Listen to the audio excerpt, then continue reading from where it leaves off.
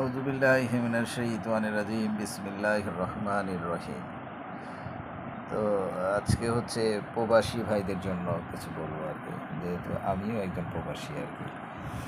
তো আমি হচ্ছে লন্ডনে থাকি আর কি, এখন বাংলাদেশে আছি। তো প্রবাসী ভাইদের হচ্ছে ম্যাক্সিমাম দেখি আপনার বিভিন্ন নিউজে আসে আর কি, মিডিয়া, সামাজিক মিডিয়া আসে যে প্রবাসীরা হচ্ছে দীর্ঘদিন দেশের বাইরে থাকার জন্য, পরিবার থেকে বিচ্ছিন্ন থাকার জন্য হচ্ছে তাদের স্ত্রীরা হচ্ছে পরকীয়া করে, বা তাদের পরিবারের অন্য সদস্যের সাথে পরকীয়া করে, যৌনসঙ্গম করে, অথবা তাদের সব ধন সম্পদ বা তাদের পাঠানো সব টাকা পয়সা লুটপাট করে অন্যখানে চলে যায়, ভেগে যায় আর কি।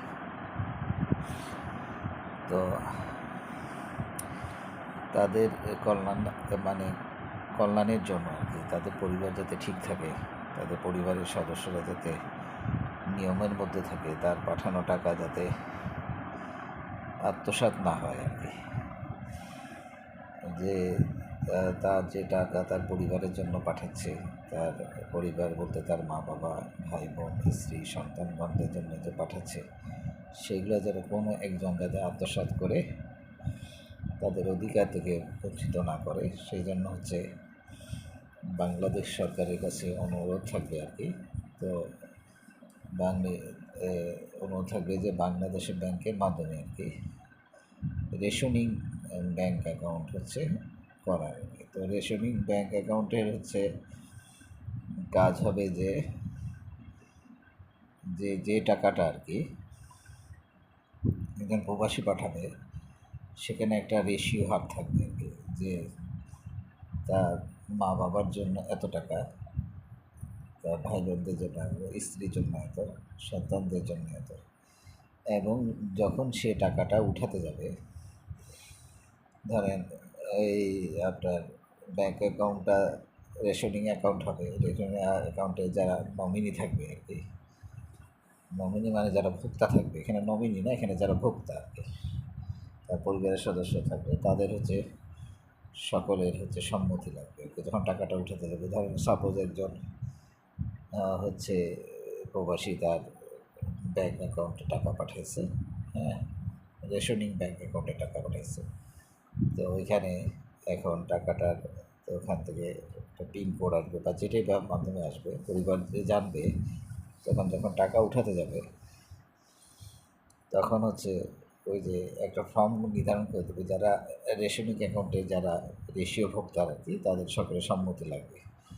নাবালকরা হচ্ছে টিপসই দিবে, যারা সাবালক তারা সই স্বাক্ষর টিপসই দিবে আর কি, যে যার মতো করে, যাতে একটা টাকা যখন পাবে, যে তাদের পক্ষ হয়ে যে একজন উঠাতে যাবে, সে যেন আত্মসাৎ না করে। আর একটা ব্যাপার হচ্ছে, রেশনিং অ্যাকাউন্টের মাধ্যমে যদি কোনো প্রবাসী হচ্ছে কোনো সম্পদ ক্রয় করার জন্য যদি টাকা পাঠায়, সেই টাকাটাকে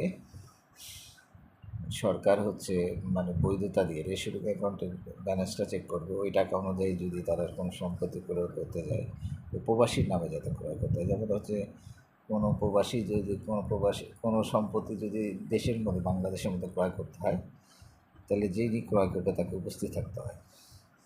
তো এই উপস্থিত না থাকার বিড়ম্বনাতার কারণে আর কি, তখন তারা কী করে, পরিবারের কোনো এক সদস্য তার নিজ নামে মানে সম্পত্তি রেজিস্ট্রেশন করে পরে সে আত্মসাৎ করে, তখন প্রবাসী যে যে প্রকৃত বিনিয়োগদাতা, সে বঞ্চিত হয় আর কি। তো এখানে আইনের একটা কনসিডারেশন থাকতে হবে যে প্রবাসী দেশের বাইরে থাকবে আর যেখানে থাকুক, একটা হচ্ছে রেশনিং, যেটা ব্যাংক অ্যাকাউন্ট থাকবে, যেটা হচ্ছে সবার পরিবারের জন্য। আরেকটা হচ্ছে রেশনিং হচ্ছে মানে ইনভেস্টমেন্ট অ্যাকাউন্ট আর কি।